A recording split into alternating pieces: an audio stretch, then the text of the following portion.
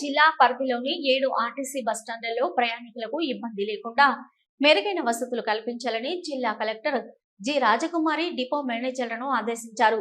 Collector chamber నుండి RTC bus depot మేనేజర్లతో Zoom video conference ద్వారా బస్టాండ్లలో వసతుల కల్పనపై సమీక్షించారు.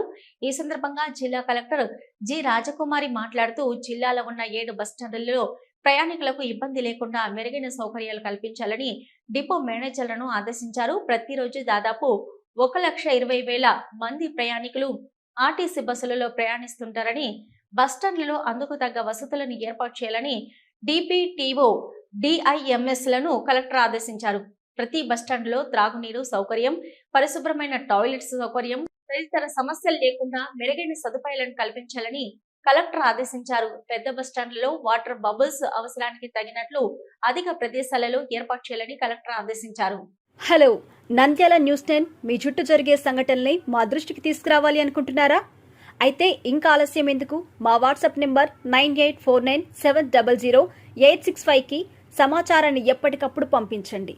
మా నంద్యాల న్యూస్ 10 ద్వారా మీ సమస్య పరిష్కరించుకోవడానికి ముందడుగు వేయండి.